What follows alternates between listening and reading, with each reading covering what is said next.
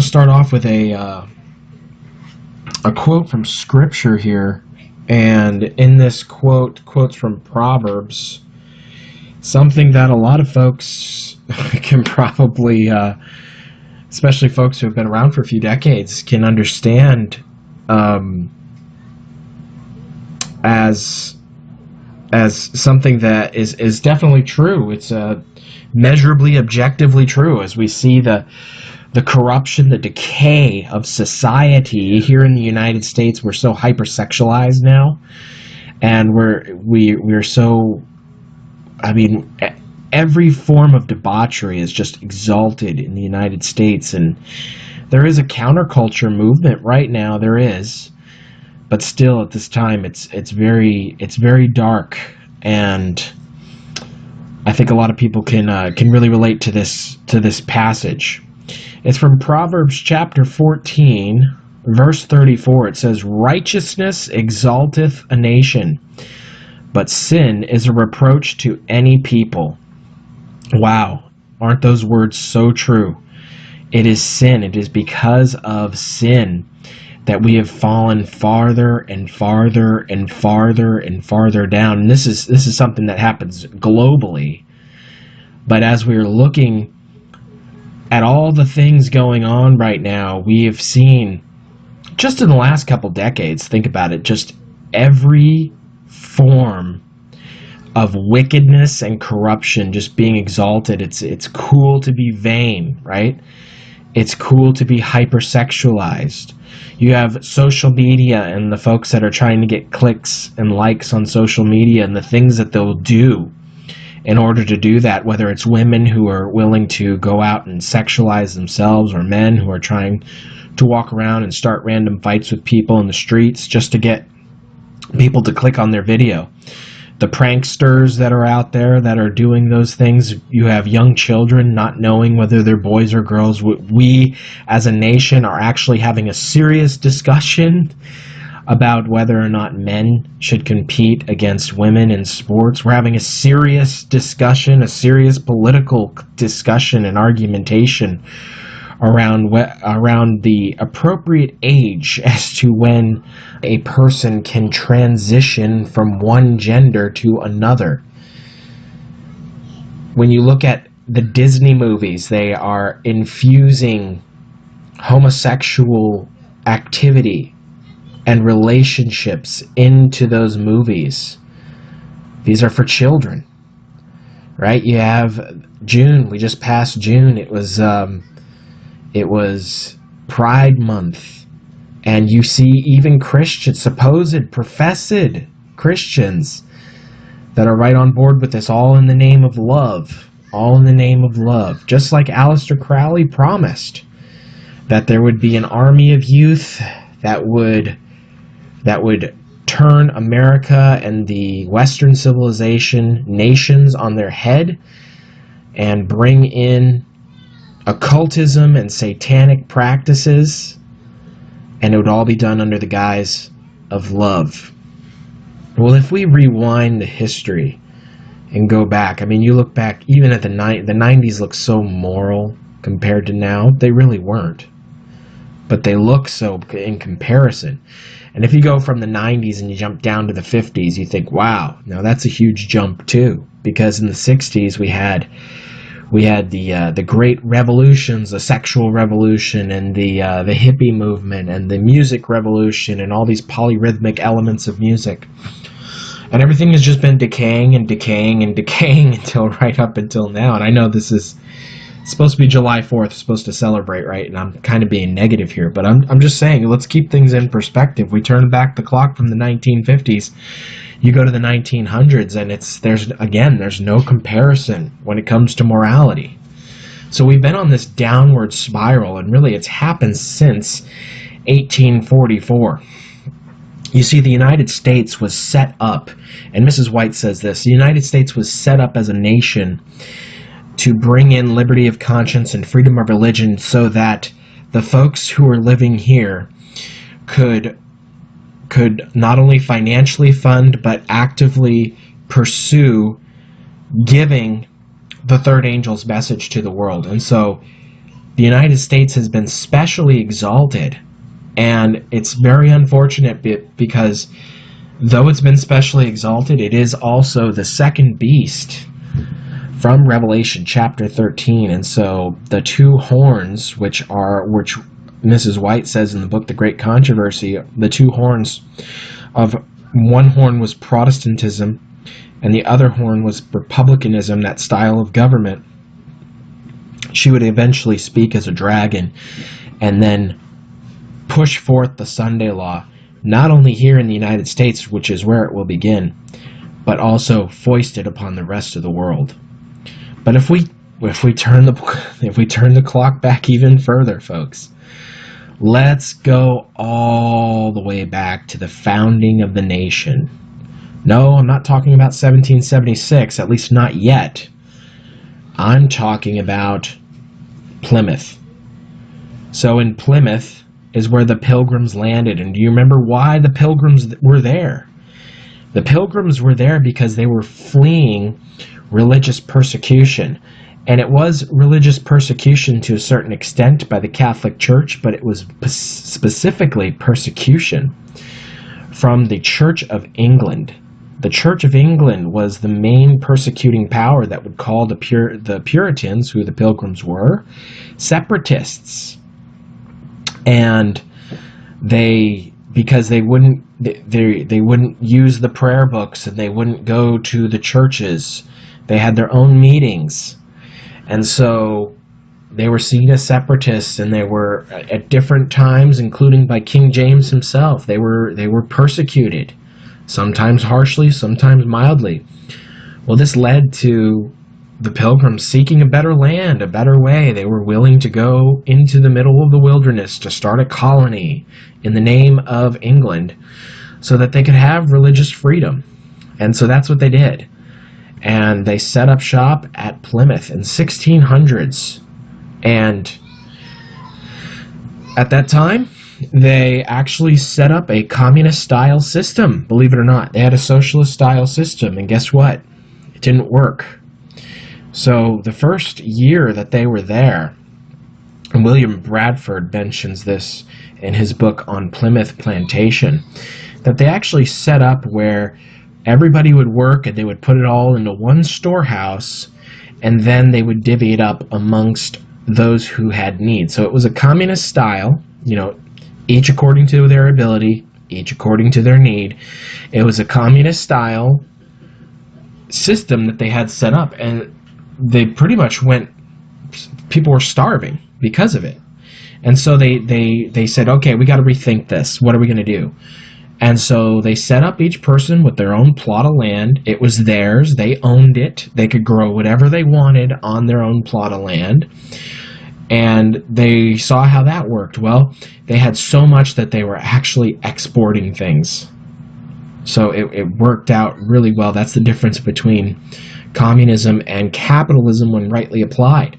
So the Pilgrims, right off the bat, they settled the issue, whether it was communism versus capitalism or socialism versus capitalism.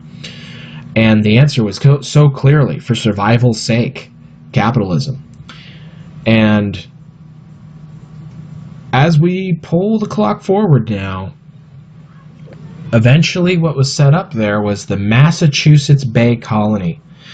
And John Winthrop had his famous City on a Hill that he spoke about how the United States would be a city on a hill. Of course, he didn't call it the United States, but what would become the United States, the New World, would be a city on a hill.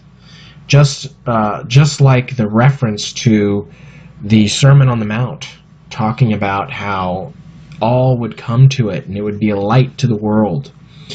Well, he also said this in a publication called Reasons for the Puritan Migration by John Winthrop. This is what it says. One of the reasons, this is reason number 1, why they set up the Puritan Massachusetts Bay Colony. This is what John Winthrop says. It will be a service to the church of great consequence to carry the gospel into those parts of the world and to raise a bulwark against the kingdom of Antichrist, which the Jesuits labor to rear up in those parts. So the Jesuit order was working in the New World. They were actually working in different parts. They were working, of course, they were working through the conquistadors, primarily in South America, but also in Florida. Right? De Soto went through Florida and he massacred a lot of the Indians there. The Aztec Empire was destroyed and looted by the conquistadors in Mexico. Hernan Cortez. And I'm trying to remember the last name of the guy who was in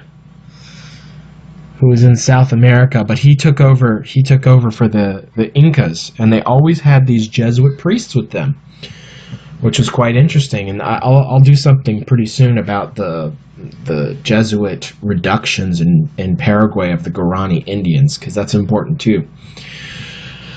But interestingly enough, the United States started out basically as these little colonies that held to the very important doctrines of liberty of conscience and religious liberty.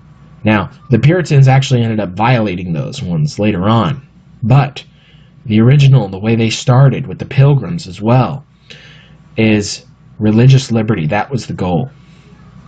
And so this was the foundation of the nation. This was the foundation principles of what would be the United States. And this found its way, unironically, into what would become the main pillars of the United States government, which is the Declaration of Independence and the Constitution of the United States. And so I think it's pretty fitting today of all days, July 4th, to read a little bit on the Constitution of the the Declaration of Independence, rather. I'm not going to read the whole thing, but I will read the first couple sections here. It says, "The unanimous declaration of the 13 United States of America, when in the course of human events it becomes necessary for one people to dissolve the political bands which have connected them with another, and to assume among the powers of the earth the separate and equal station to which the laws of nature and of nature's God entitle them, a decent respect to the opinions of mankind requires that they should declare the causes which impel them to separation. We hold these truths to be self-evident, that all men are created equal, and that they are endowed by their Creator with certain inalienable rights, that among these are life, liberty, and the pursuit of happiness, that to secure these rights, governments are instituted among men, deriving their just powers from the consent of the governed." Such a powerful, powerful passage. When you read that, it's bittersweet, because it breaks your heart to think about the United States and the sorry state we're in now. But it really warms your heart to think that there was a time, at least there was one time in history, where people were thinking clearly, and they put this work together, which I have no doubts was inspired. There's so much in there. I'll just take a couple things out.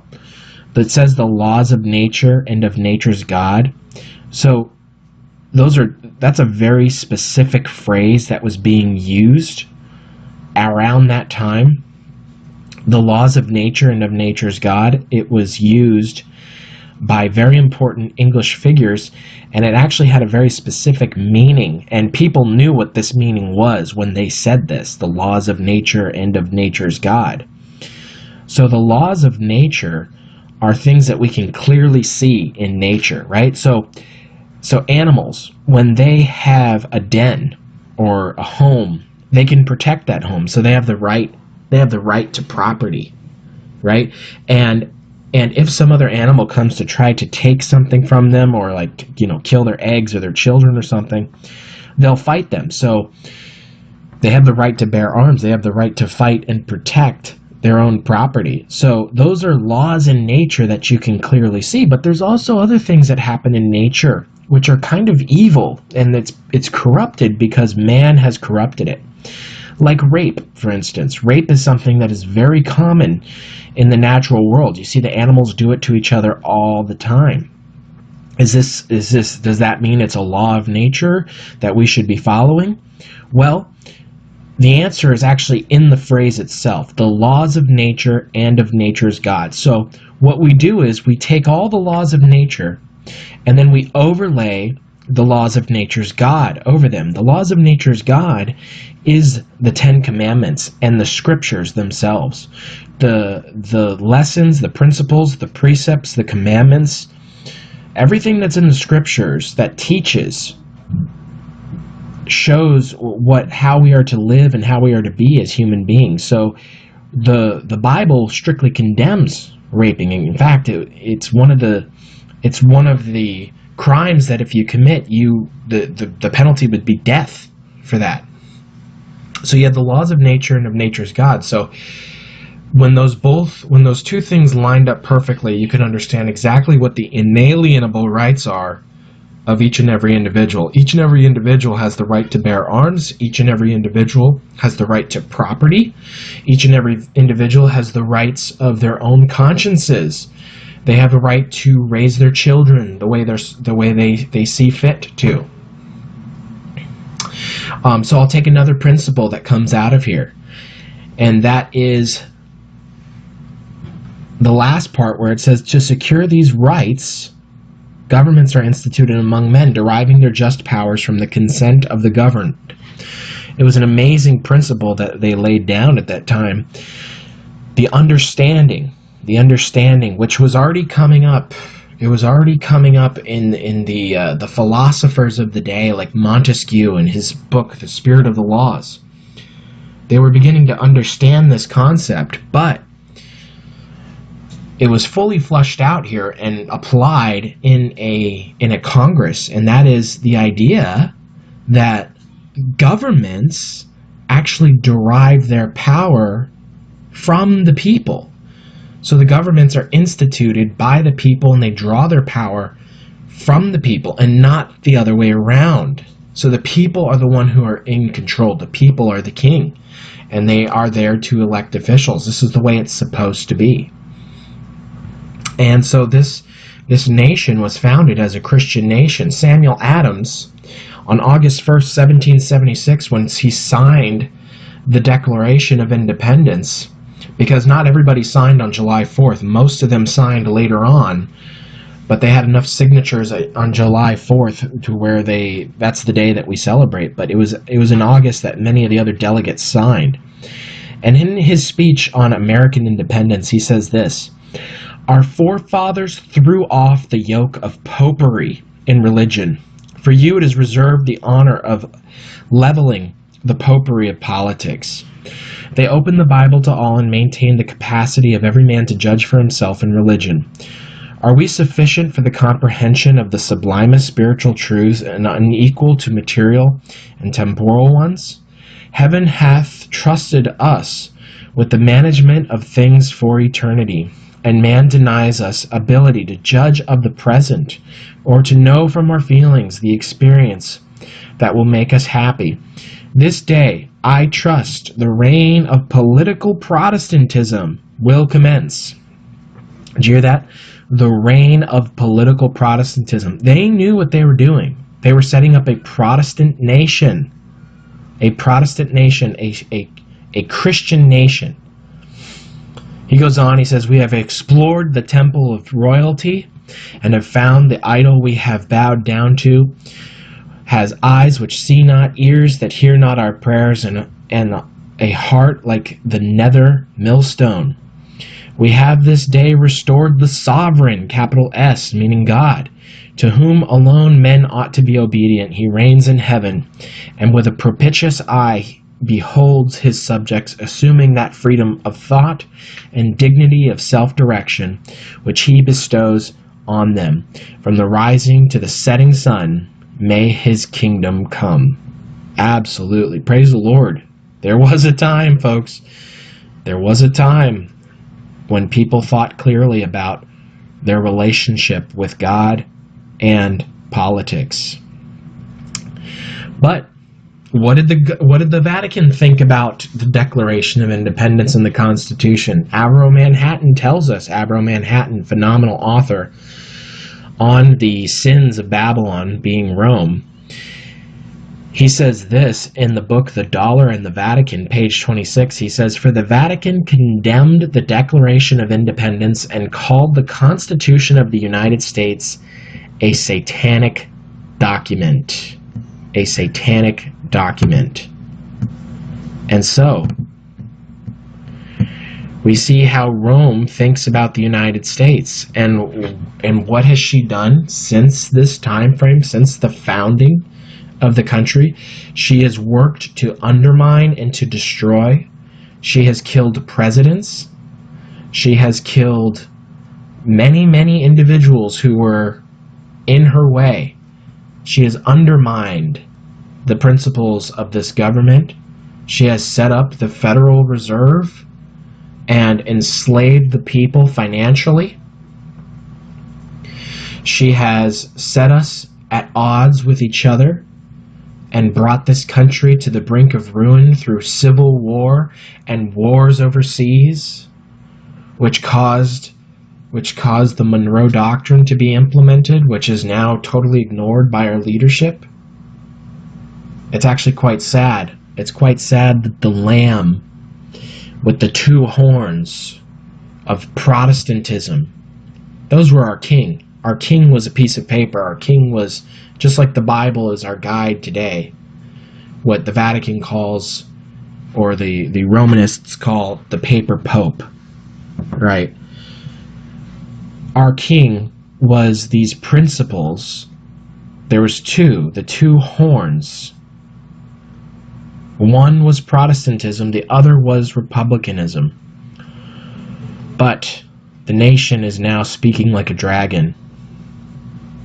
If you just look at who's on the ticket this year for the President of the United States, folks, if that doesn't tell you where we're at as a people,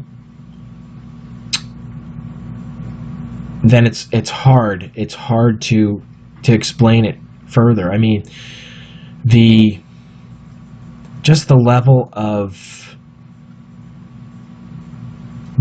of quality of man in general, but especially with political figures, is so much lower than the past. I mean, which one of these people can compare to someone like Abraham Lincoln, who the Jesuits killed, or George Washington, or Zachary Taylor, who was another one who was killed. There was William Henry Harrison as well. JFK, another one who was killed by Rome. Well, Mrs. White says this about the United States in the book, The Great Controversy, pages 441 and 442. She says, "And the Constitution guarantees to the people the right of self-government, providing that representatives elected by popular vote shall enact and administer the laws. Freedom of religious faith was also granted, every man being permitted to worship God according to the dictates of his conscience. Republicanism and Protestantism became the fundamental principles of the nation." Those are the two horns, folks. "These principles are the secret of its power and prosperity. The oppressed and downtrodden throughout Christendom have turned to this land with interest and hope. Millions have sought its shores, and the United States has risen to a place among the most powerful nations of the earth." But I wish we could just end it right there, right? But the but comes.